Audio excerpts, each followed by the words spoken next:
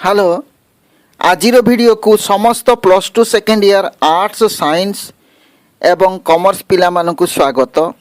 आजिर video रे आमे plus two second year MIL ओडियार बड़पण कवितारू केतोटी 3 नंबर विशिष्ट प्रश्नर आलोचना करिबा, जोटा कि सीएचएससी एग्जाम 2021 रे आसीबार संभावना रही।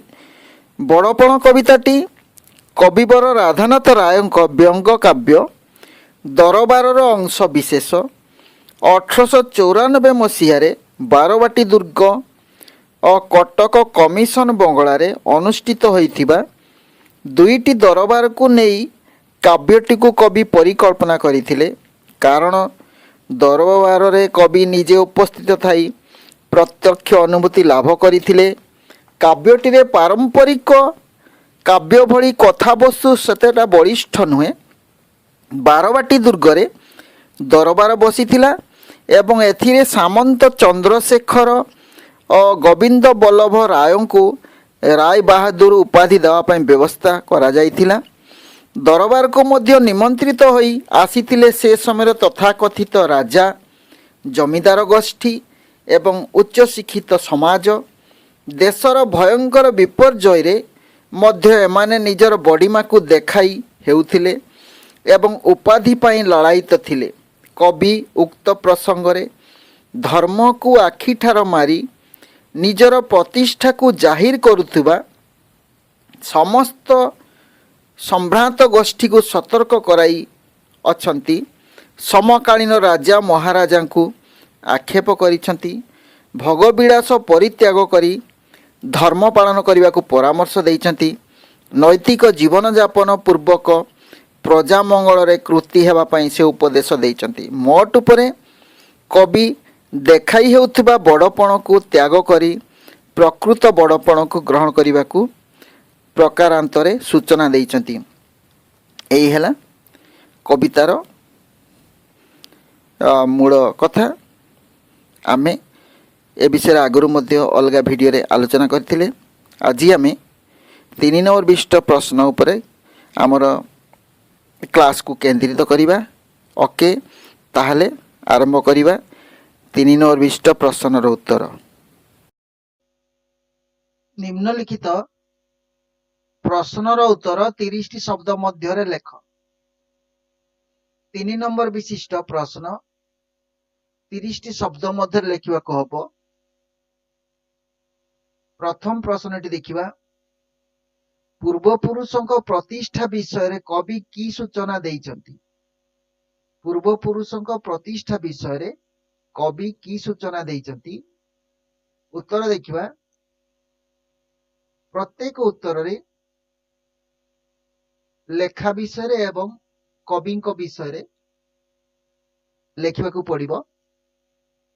तो आमे लेखिबा कविता बड़पण कवि राधानाथ राय निजर बड़पण देखाई होउथिबा राजा मानकु केंद्र करी कवि सेमानंक पूर्वपुरुषों प्रतिष्ठा विषय रे सूचना देइछंती।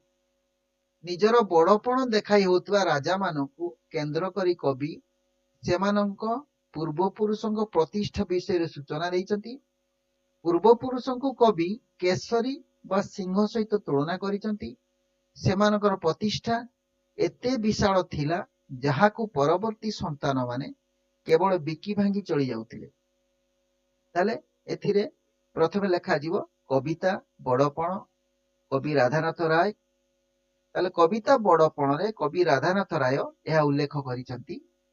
एमती लिखिबो कहबो, निजर बड़पण देखाई होतबा राजा मानकु केंद्र करी कवि सेमानंक पूर्वपुरुषों प्रतिष्ठा विषय रे सूचना देइचंती। आउ पूर्वपुरुष को कवि केसरी बा सिंह सहित तुलना करिसंती। सेमानंकर प्रतिष्ठा एते विशाल थिला जहाकु परवर्ती संतान माने केवल बिकी भांगी चली जाउथिले। 2 नंबर देखिबा, उत्कलर पूर्व सम्राट मानंकर परिचय किपरि थिला।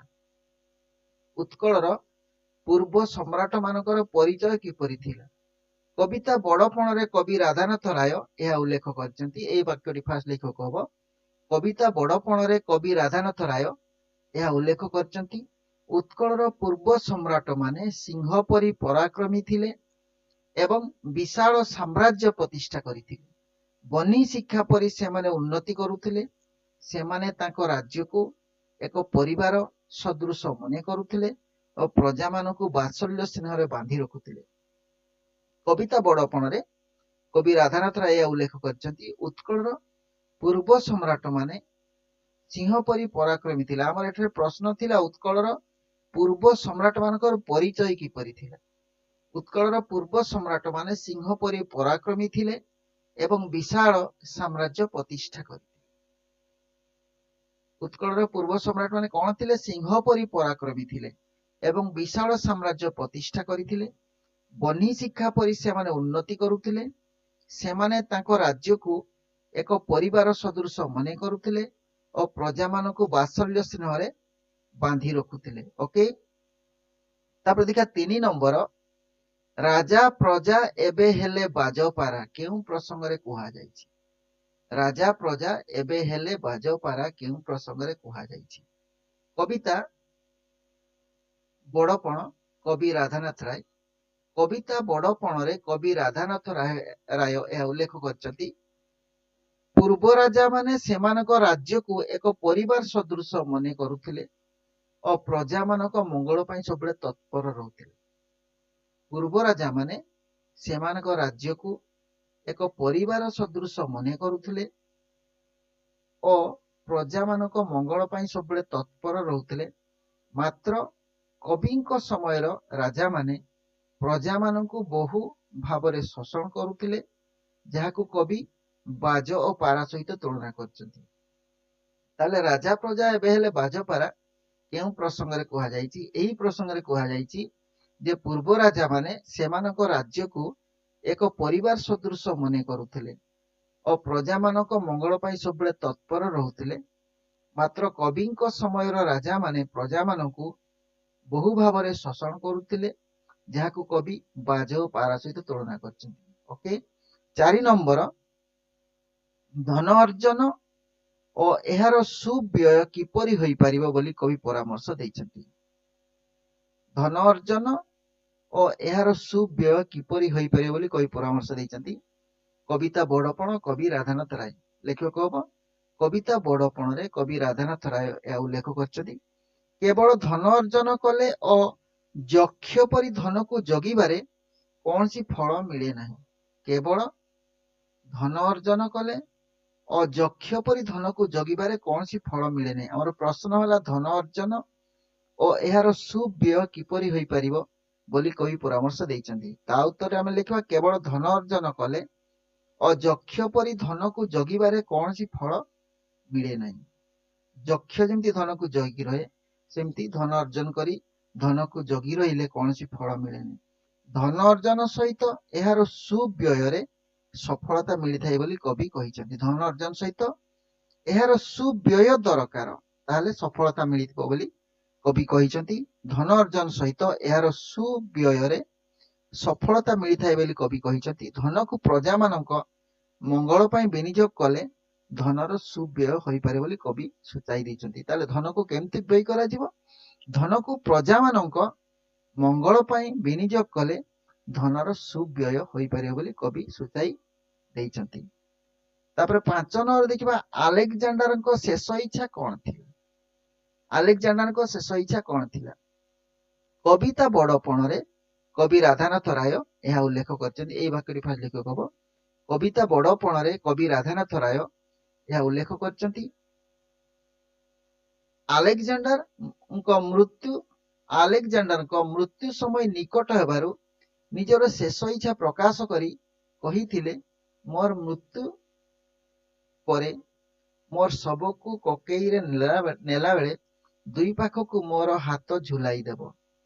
ଖାଲି ହାତକୁ ଦେଖି ଜଗତ ଜାଣିବ ମୁଁ ଶୂନ୍ୟ ହସ୍ତରେ ଆସିଥିଲି ଓ ଶୂନ୍ୟ ହସ୍ତରେ ଫେରିଗଲି। ତାହେଲେ ଏଠାରେ ପ୍ରଶ୍ନ ହେଲା ଆଲେକଜାଣ୍ଡାରଙ୍କ ଶେଷ ଇଚ୍ଛା କଣ ଥିଲା? ତାହେଲେ ପ୍ରଥମ ବାକ୍ୟଟି କଣ ଲେଖିବେ ଜାଣିଛନ୍ତି ଆପଣ? ଉତ୍ତରରେ ଲେଖିବେ ଆଲେକଜାଣ୍ଡାରଙ୍କ, ଏଇଟା ର ଅଛି କ ହବ, ଆଲେକଜାଣ୍ଡାରଙ୍କ ମୃତ୍ୟୁ ସମୟ ନିକଟ ହେବାରୁ ନିଜର ଶେଷ ଇଚ୍ଛା ପ୍ରକାଶ କରି କହିଥିଲେ, ମୋର ମୃତ୍ୟୁ ପରେ ମୋର ଶବକୁ କକେଇରେ ନେଲା ବେଳେ ଦୁଇ ପାଖକୁ ମୋର ହାତ ଝୁଲାଇ ଦେବ। ଖାଲି ହାତକୁ ଦେଖି ଜଗତ ଜାଣିବ ମୁଁ ଶୂନ୍ୟ ହସ୍ତରେ ଆସିଥିଲି ଅଶୂନ୍ୟ ହସ୍ତରେ ଫେରିଗଲି। ଦୁଇ ପାଖକୁ ହାତକୁ ଝୁଲେଇ ଦେଲେ ଖାଲି ହାତକୁ ଦେଖି ଜଗତ ଜାଣିବ ଯେ ମୁଁ ଶୂନ୍ୟ ହସ୍ତରେ ଆସିଥିଲି ଓ ଶୂନ୍ୟ ହସ୍ତରେ ଫେରିଗଲି। 6 ନମ୍ବର ପ୍ରଶ୍ନ ଦେଖିବା। 6 ନମ୍ବର, ରାଜା ଓ ଜମିଦାରଙ୍କ ଅର୍ଥ କିପରି ଅପବ୍ୟୟିତ ହେଉଥିଲା ବୋଲି କବି ଉଲ୍ଲେଖ କରିଛନ୍ତି। ରାଜା ଓ ଜମିଦାରଙ୍କ ଅର୍ଥ କିପରି ଅପବ୍ୟୟିତ ହେଉଥିଲା ବୋଲି କବି ଉଲ୍ଲେଖ କରିଛନ୍ତି। କବିତା ବଡ଼ପଣରେ କବି ରାଧାନାଥ ରାୟ ଏହା ଉଲ୍ଲେଖ କରିଛନ୍ତି। କବିତା ବଡ଼ପଣରେ କବି ରାଧାନାଥ ରାୟ ଏହା ଉଲ୍ଲେଖ କରିଛନ୍ତି।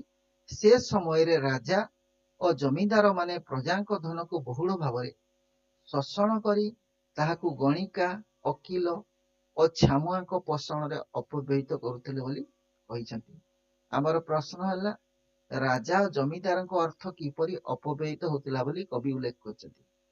ସେ ସମୟରେ ରାଜା ଓ ଜମିଦାର ମାନେ ପ୍ରଜାଙ୍କ ଧନକୁ ବହୁଳ ଭାବରେ ଶୋଷଣ କରି ତାହାକୁ ଗଣିକା ବା ବେଶ୍ୟା ବା ଦେହଜୀବୀ, ଓକିଲ ଓ ଛାମୁଆ, ଛାମୁଆ କହିଲେ ତାଙ୍କର ଯୋଉ ଫଲୋଆର୍ସ ଥିଲେ ବା ତାଙ୍କର ଯୋଉ ଚଣ୍ଡୀ ଚାମଚା ଥିଲେ ଯୋଉମାନେ, ବା ତାଙ୍କର ଯୋଉ ପଛରେ ଯୋଉ ଲୋକ ଗହଳି ଥିଲା, ତୋଷାମଦକାରୀ ଯୋଉମାନେ ଥିଲେ ତାଙ୍କୁ ଛାମୁଆ କୁହାଯାଉଛି। ତାହେଲେ ପ୍ରଜାଙ୍କ ଧନକୁ ବହୁଳ ଭାବରେ ଶୋଷଣ କରି ତାହାକୁ ଗଣିକା, ଓକିଲ ଓ ଛାମୁଆଙ୍କ ପୋଷଣରେ ଅପବ୍ୟୟିତ କରୁଥିଲେ ବୋଲି କବି କହିଛନ୍ତି। 7 ନମ୍ବର ଦେଖିବା, ମଣିଷ ଜୀବନରେ କାଳର ମହତ୍ତ୍ୱକୁ କବି କିପରି ବର୍ଣ୍ଣନା କରିଛନ୍ତି। 7 ନମ୍ବର, ମଣିଷ ଜୀବନରେ କାଳର ମହତ୍ତ୍ୱକୁ କବି କିପରି ବର୍ଣ୍ଣନା କରିଛନ୍ତି।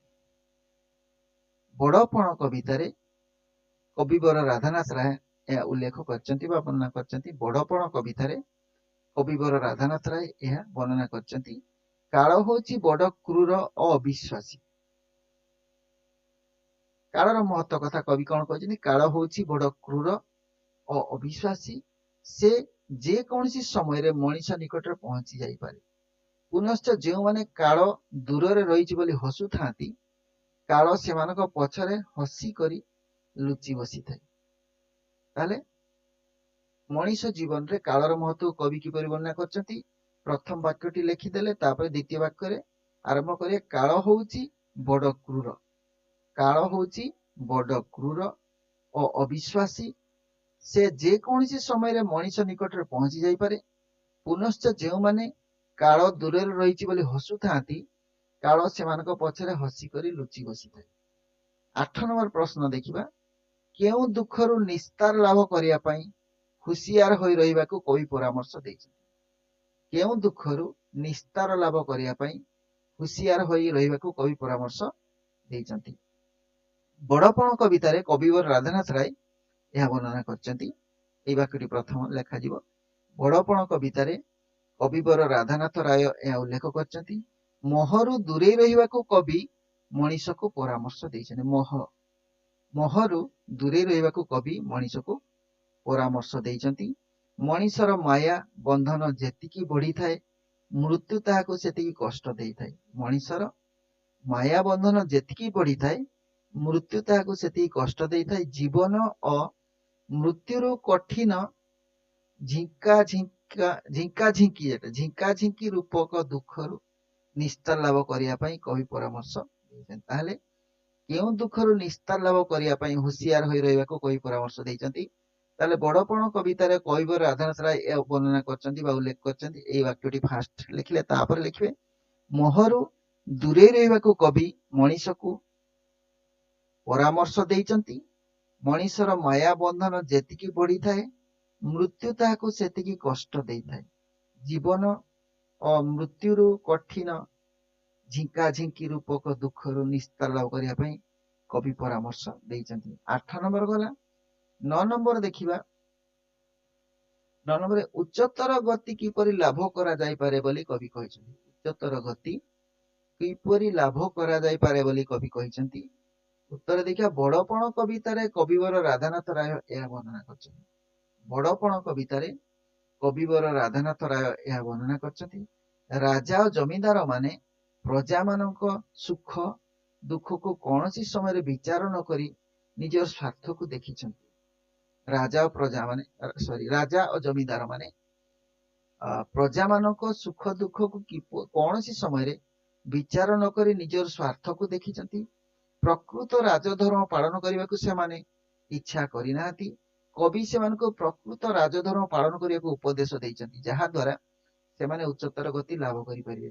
ताले बड़पण कवितार कइब राधानाथ राय उल्लेख करछंती राजा जमीदार माने प्रजा मानक आमर प्रश्न थिला उच्चतर गति किपरि लाभ करा जाय पारे बोली कवि कहिछंती।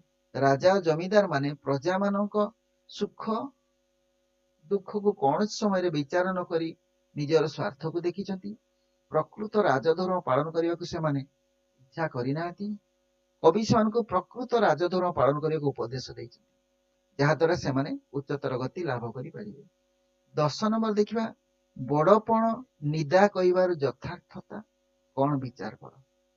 बड़पण निदा कहिबार यथार्थता कौन विचार कर। बड़पण कवितार कविवर राधानाथ राय यह वर्णना करछंती। एई वाक्यटा सबले समान रहे। बड़पण कवितार कविवर राधानाथ राय यह वर्णना करछंती। प्रकृत बड़पण धर्म कार्य साधन द्वारा अर्जित पुण्यरु मिलिଥାଏ। प्रकृत बड़पण धर्म कार्य साधन द्वारा अर्जित पुण्यरु मिलिଥାଏ। ସେହି बड़पण को क्रूर काल ग्रास करि पारे नहीं। ସେହି बड़पण मनीषर मृत्यु पर मध्य प्रतिष्ठा हराई न थाए।